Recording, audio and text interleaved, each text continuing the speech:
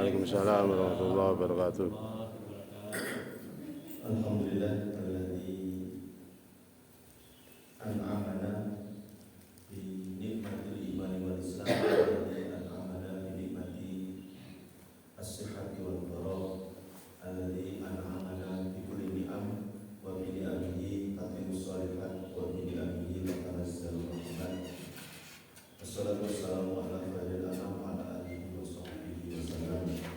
Asyhadu an la ilaha illallah wa la syarika lahu wa asyhadu anna Muhammadan abduhu wa rasuluh la nabiyya ba'da la haula wa la quwwata illa billah. Alhamdulillahilladzi ahyana ba'da ma amatana wa ilaihi nusyur. Bismika Allahumma ahya wa bismika amut.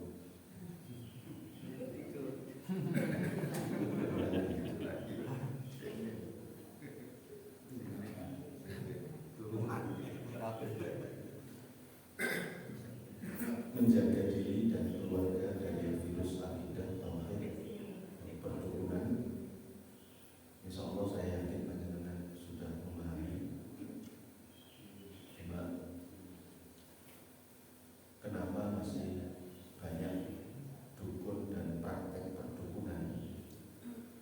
Itu karena masyarakat banyak yang masih percaya.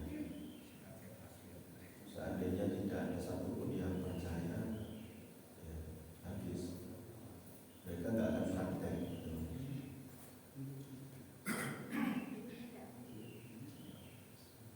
Masyarakat kita masih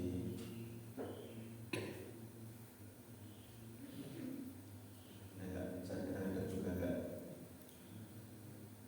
nggak bisa dinalar untuk menentukan tanggal nikah saja itu minta ke dukun atau dalam tanda orang pintar,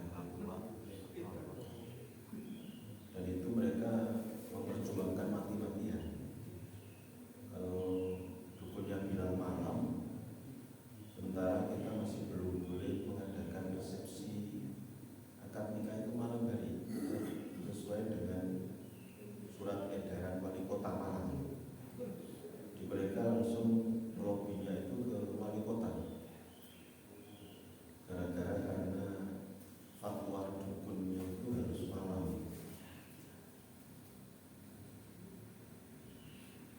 Dukun menentukan tanggal sekian, jam sekian, maka mereka ngotot untuk jam itu, meskipun dengan perjuangan yang luar biasa. Dan itu baru pelaksanaannya, belum segala yang terkait dengan acara. Saya pernah ceritakan kepada panjenengan di Malang ini ada yang dari halaman depan di luar pagar sampai halaman belakang itu penuh dengan sesajen dan lain sebagainya. Dan sesajennya tidak asal sesajen. Di depan rumah itu di bawah son itu saya foto ya. Di bawah son itu ada sesajen yang mungkin ini permintaan dari dukunnya dengan jenis tertentu. Baru kemudian kita masuk. Ketika masuk itu di atas pintu masuk itu ada, kalau orang Jawa menyebut bele KTP.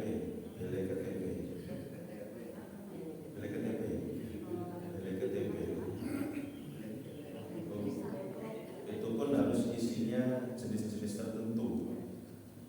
Ketika masuk di ruang akad juga sedemikian rupa, nuansa perdukunannya kelihatan sekali. Saya sengaja nyun sewu, saya izin ke kamar kecil, diizinkan. Di ruang tengah, di dapur itu penuh dengan sesajen, penuh dengan sandingan kalau orang Jawa belum. Untuk ibu-ibu yang biodo ya, itu kanan kiri penuh dengan sesajen. Dan puncaknya ketika selesai akad itu kita dipersilakan untuk makan. dihasilkan itu juga dari atas fatwa dari dukun. Ayam hitam saya kira ayam gosong, tapi ternyata ayam cemani. Dan ketika saya mancing-mancing tanya, ini apa ini? Ayam cemani, Pak. Kenapa harus ayam cemani? Karena katanya kalau pakai ayam cemani itu nanti anak saya bisa rumah tangganya langgeng, sakinah, mawaddah, warahmah. Kita mulai masuk dan kita jelaskan panjang lebar, dan makanan yang dipersembahkan kepada Allah seperti ini hukumnya haram dimakan, tidak boleh dimakan. Kita pamit pulang. Jadi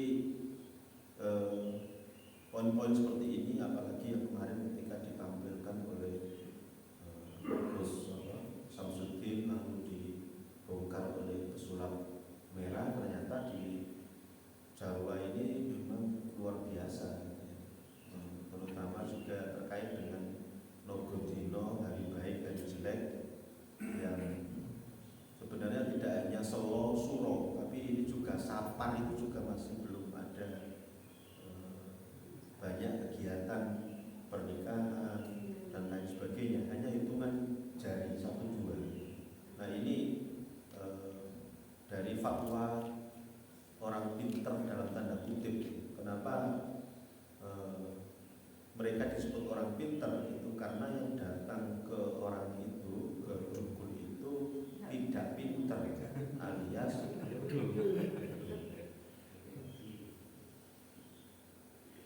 BODOH atau GOBLOH.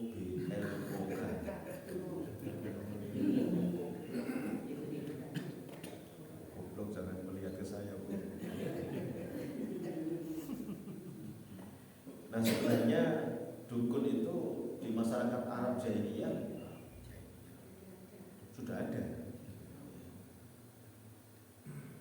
Abu Bakar As-Siddiq itu pernah punya pembantu, terus keluar, lama nggak muncul, terus suatu hari datang ke beliau membawa makanan, terus pulang. Ketika itu ada juga sahabat atau tetangganya yang datang, disuguhi, terus beliau makan. Tapi sahabatnya ini ada firasat gitu, ini dari mana ini? Oh ini dari bulan ini dulu itu karyawan pegawai saya. Sahabatnya kemudian cerita bahwa dia sekarang praktek jadi dukun. Nah, Abu Bakar Siddiq sudah terlanjur makan makanan yang dikasihkan oleh mantan pekerja pegawainya itu. Akhirnya kemudian langsung diupayakan untuk dimuntahkan, dan alhamdulillah dengan izin Allah bisa muntah. Kalau di Arab Saudi dukun itu dipenggal, dihukum mati. Di negeri antah berantah malah ada persatuan dukun. Di negeri kita antah berantah, nggak tahu dari mana itu. Nah dukun di Arab itu ada, masyarakat Arab Jahiliyah ada kahin, ada arraf, ada romal, ada munajim, ada sahir, bukan sihir. Kahin itu dukun yang katanya bisa memberikan informasi sesuatu yang akan datang atau masalah gaib. Hampir sama dengan arraf, itu disebut di sini bisa mengetahui dengan cara tertentu, mengetahui barang-barang yang dicuri atau hilang. Romal itu peramal. Romal itu artinya pasir, karena untuk garis-garis di pasir itu. Munajim itu ahli nujum, perbintangan. Meskipun sebenarnya dalam Islam boleh kita percaya kepada astrologi, ilmu perbintangan.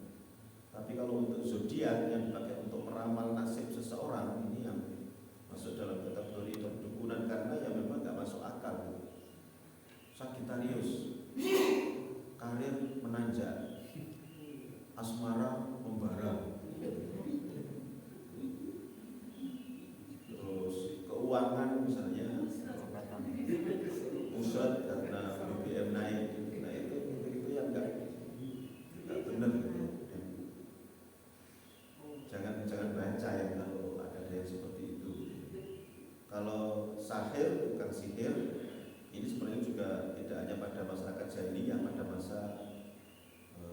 Musa ya, ketika berhadapan dengan tukang sihirnya Fir'aun, yang waktu itu tukang sihirnya Fir'aun melempar jadi ular kecil-kecil itu lalu kemudian dimakan oleh ular besarnya Nabi Musa.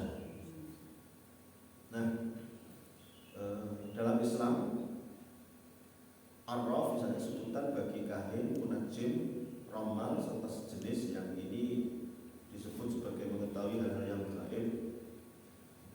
Apapun julukannya, kahin, dukun, tukang sihir, paranormal, orang pintar, orang tua, spiritualis, ahli metafisika, atau bahkan mencakup istilah kiai atau gus.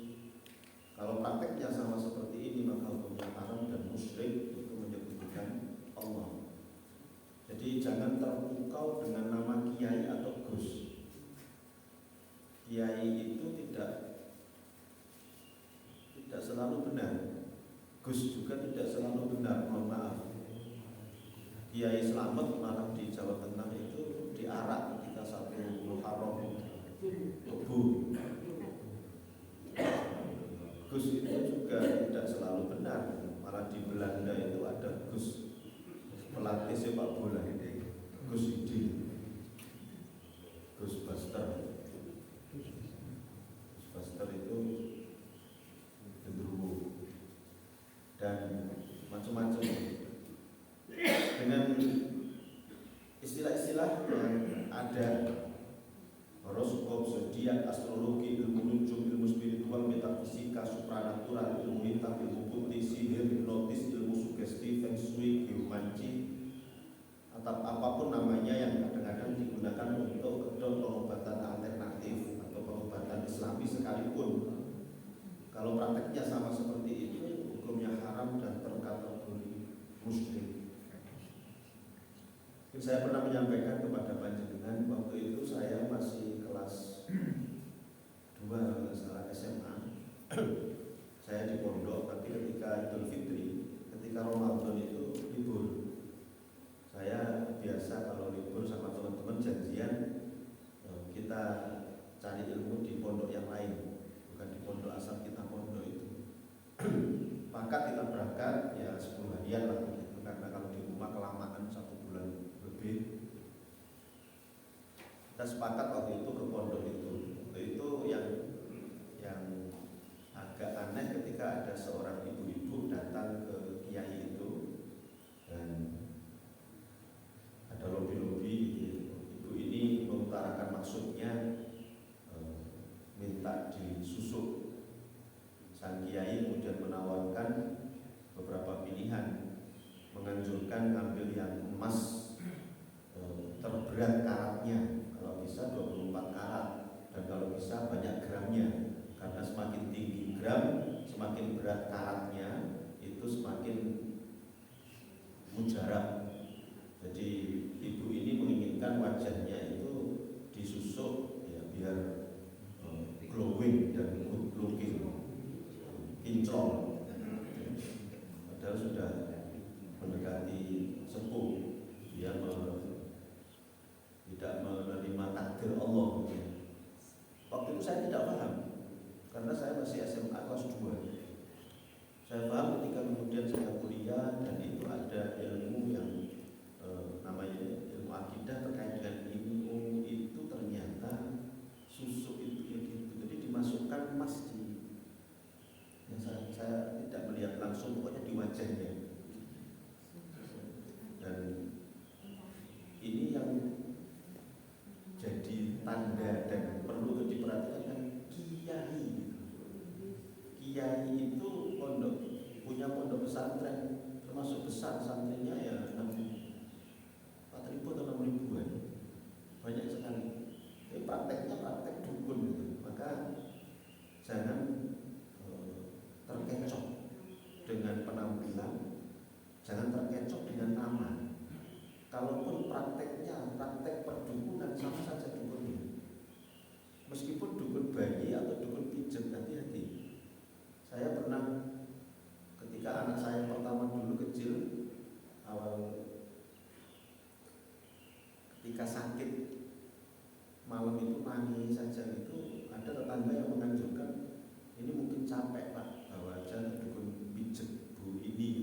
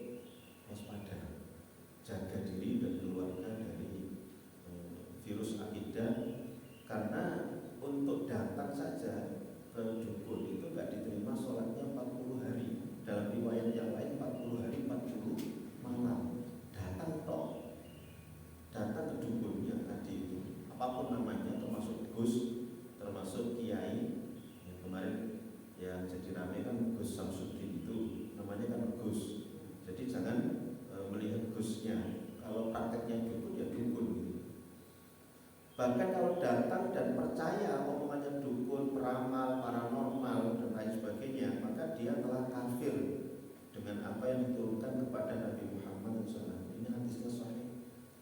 Man atakahinan aw arrafan lam tuqbal lahu salatun arba'ina yauman, dan riwayat yang lain arba'ina yauman wa lailatan, 40 hari 40 malam enggak diterima salatnya.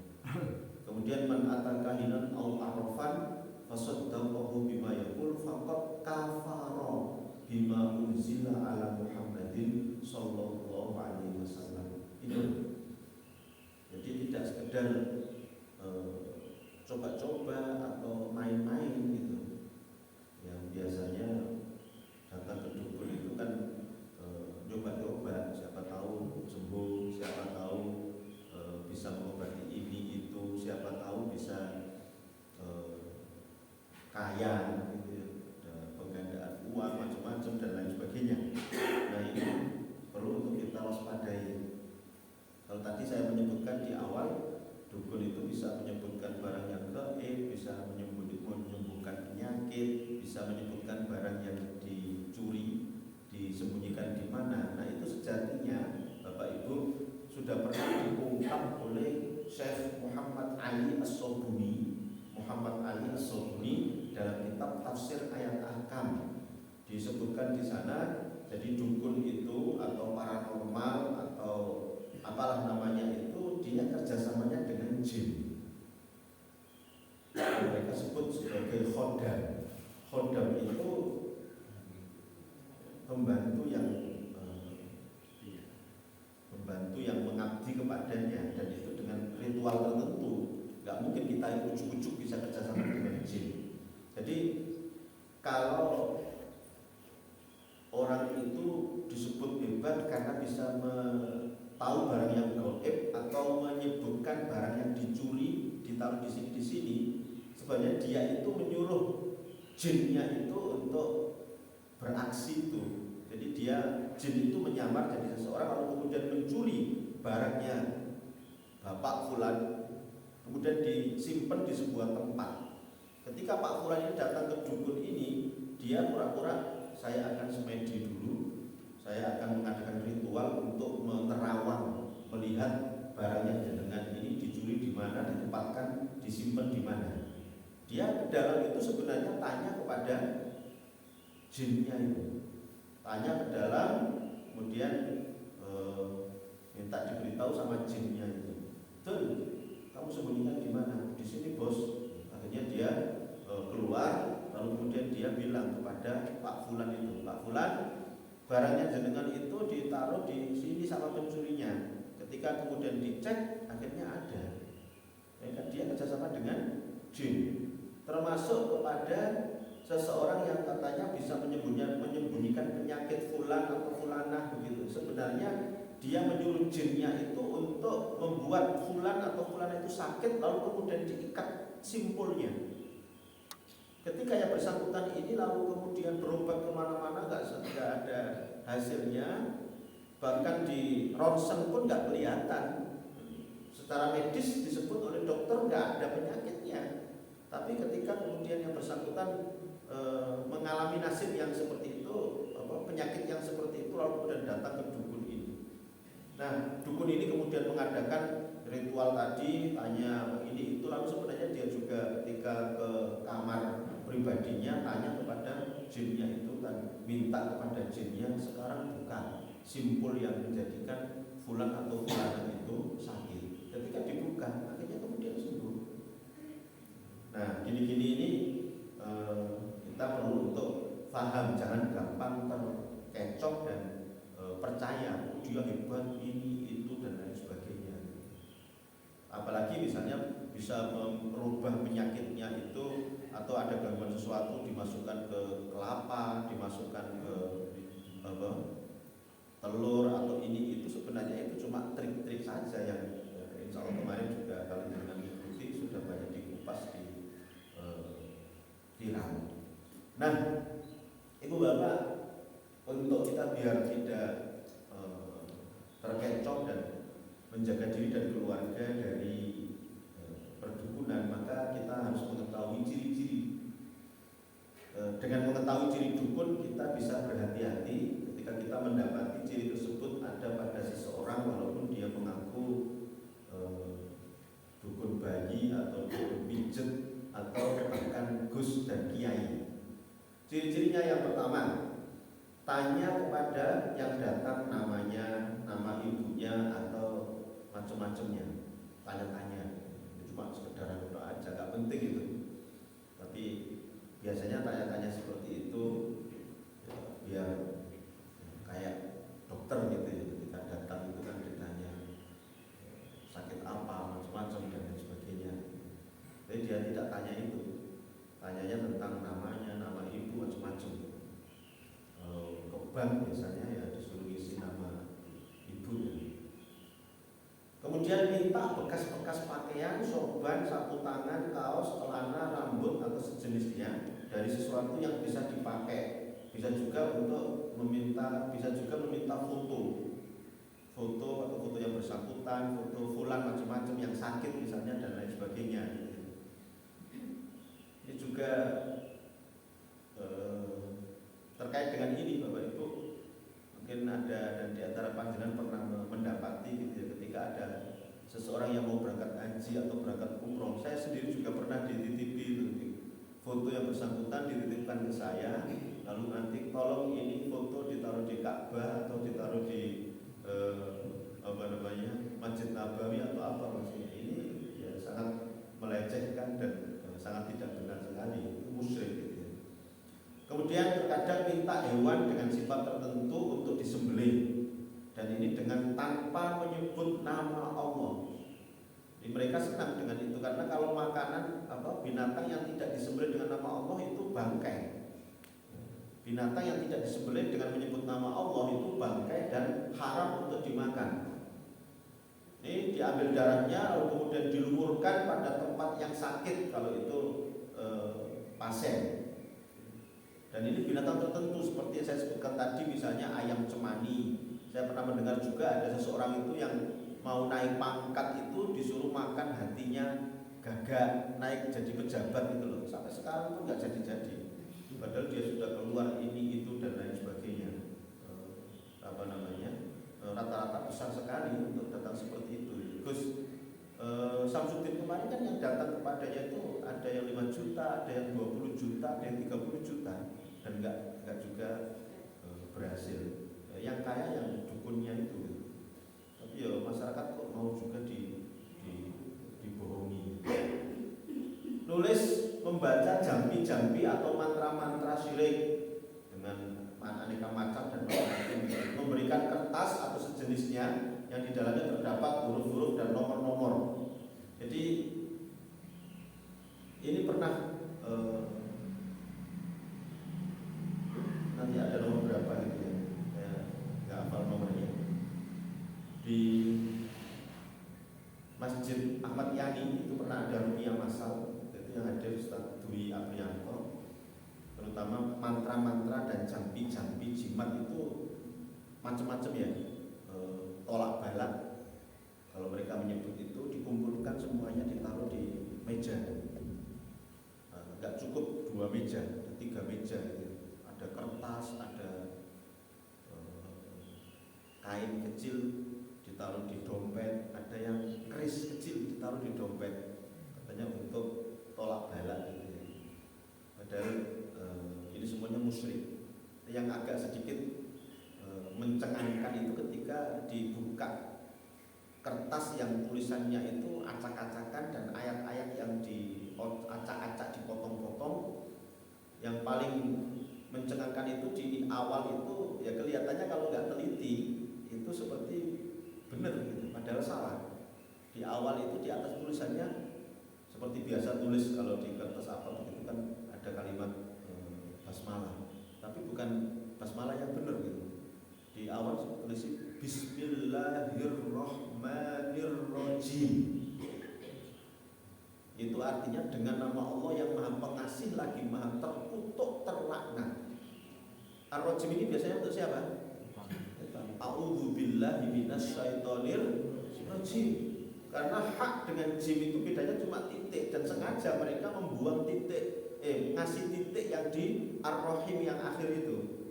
Kan mestinya kan bismillahirrahmanirrahim. Ha. Tapi kemudian dikasih titik tik bawahnya. Bismillahirrahmanirrahim.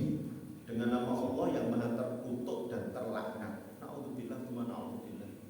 Astagfirullahaladzim. Lalu kemudian kita bakar semua.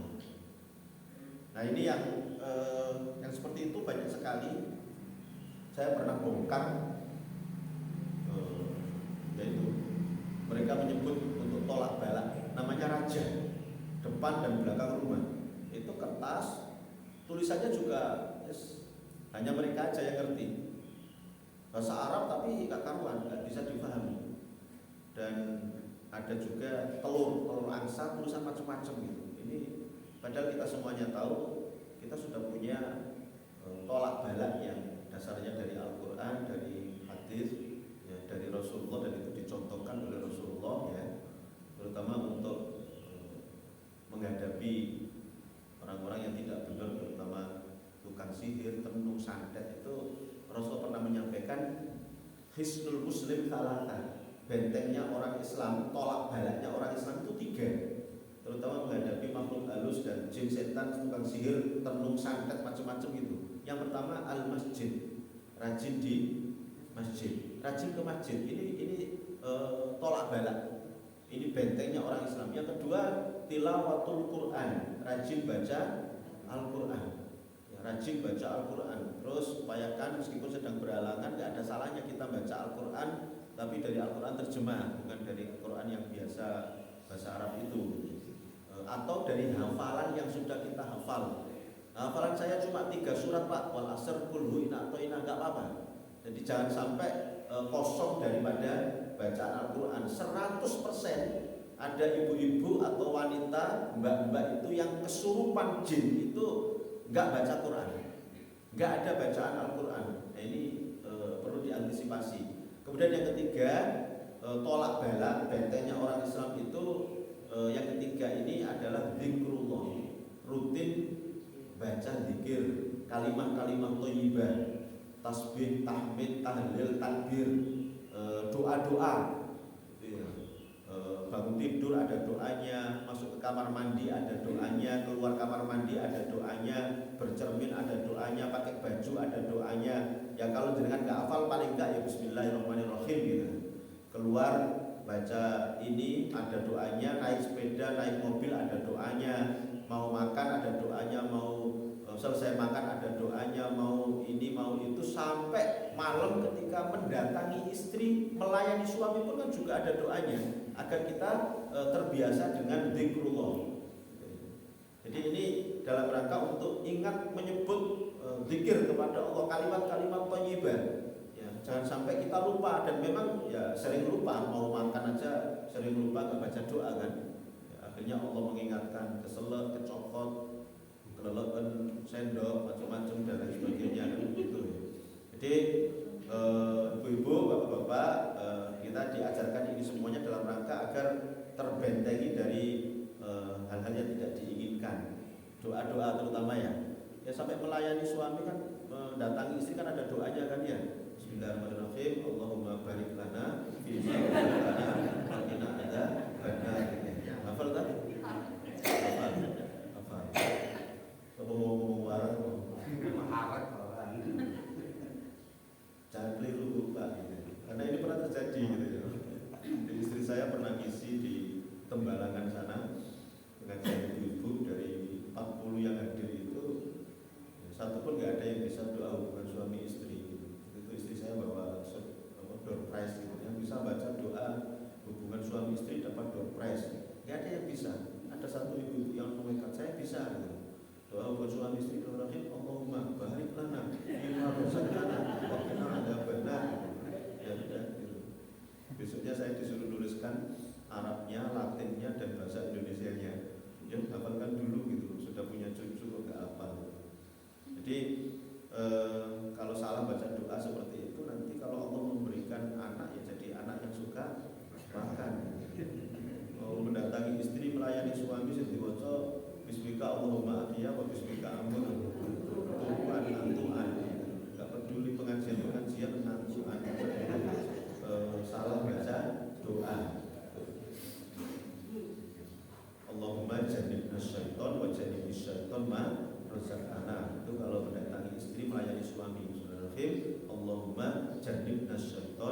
jannibis syaiton ma razaqtana. Allahumma jannibna syaiton wa jannibis syaiton ma razaqtana. Tak ulang ping telu tak baleni ping telu karena dulu banyak yang enggak hafal sekarang lupa.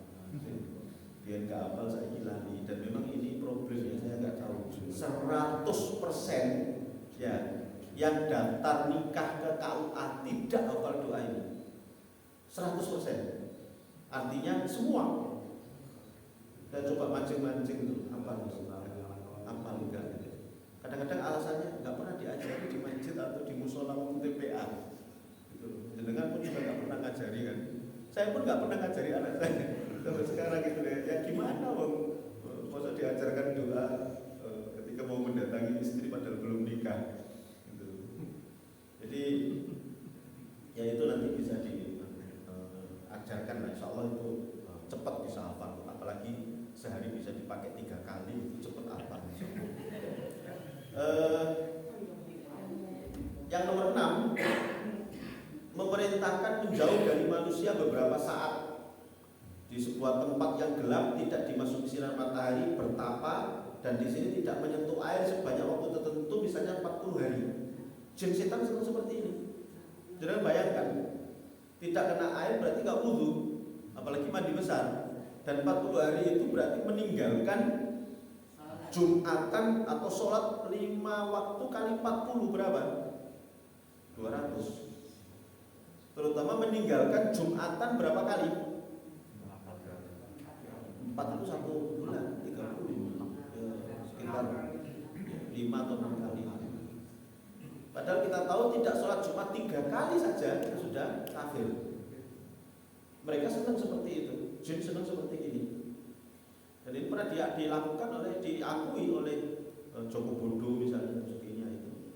Jadi harus ada ritual ini. Makanya rata-rata dukun itu kan wajahnya atau kayak gitu. Rambutnya acak-acakan, seram, macam-macam gitu.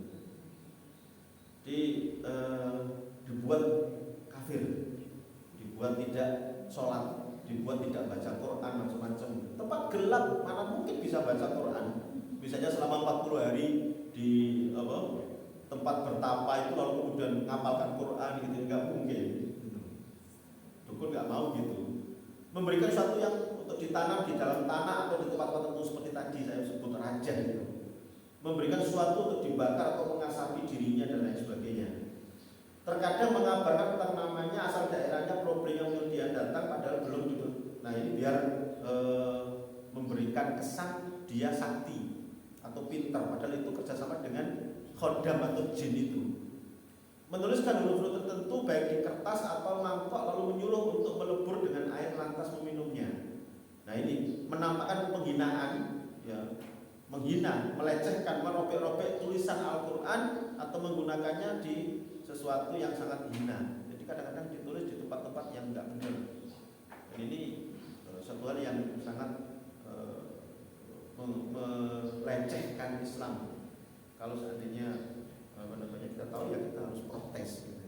Na'udzubillah.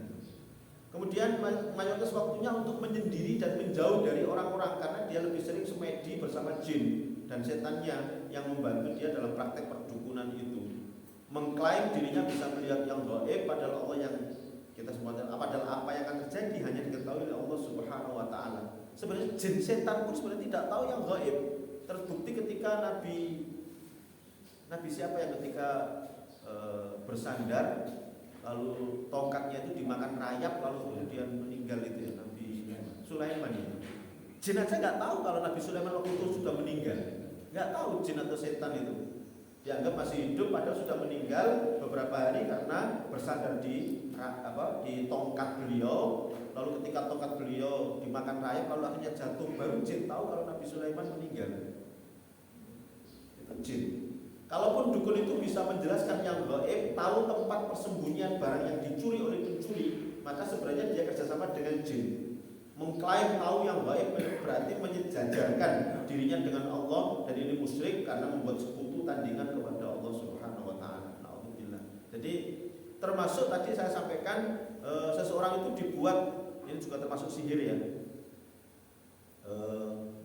Awalnya nggak seneng lalu kemudian dibuat jadi seneng, bahkan tergila-gila nyebut nama itu.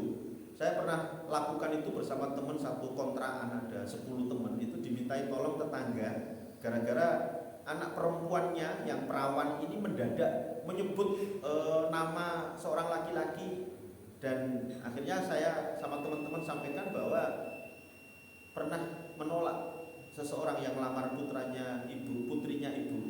Iya Pak. Nah ini yang akhirnya kemudian terkenal dengan bahasa ketika cinta ditolak dukun berdiri. Jadi dia dibuat namanya sihir mahabbah, pelet. Jadi ya nggak normal, terus menyebut nama orang itu dan pengen datang ke rumahnya orang itu. Jadi, awalnya nggak senang, tapi dibuat senangnya luar biasa. Ya akhirnya dengan berbagai cara, termasuk kita semuanya berupaya untuk ruqyah, bacakan ayat-ayat ruqyah yang kalau jenengan insya Allah banyak yang hafal, ya trikul itu, terus trikul itu al-ikhlas, al-falaq, an-nas, terus kemudian ayat kursi, terus awal al-baqarah, akhir al-baqarah itu jadikan sebagai wirid harian. Ya, saya dapat cerita dari kakak kelas dulu. Ketika saya di pondok dulu, periode kakak kelas saya itu setelah lulus itu ada program pengabdian di Timur waktu itu, ketika belum pisah dari Indonesia ya.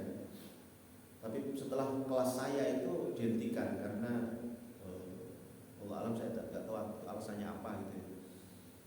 Kakak kelas yang praktek di sana itu hampir setiap malam itu ada semacam petasan meletus di atas genteng.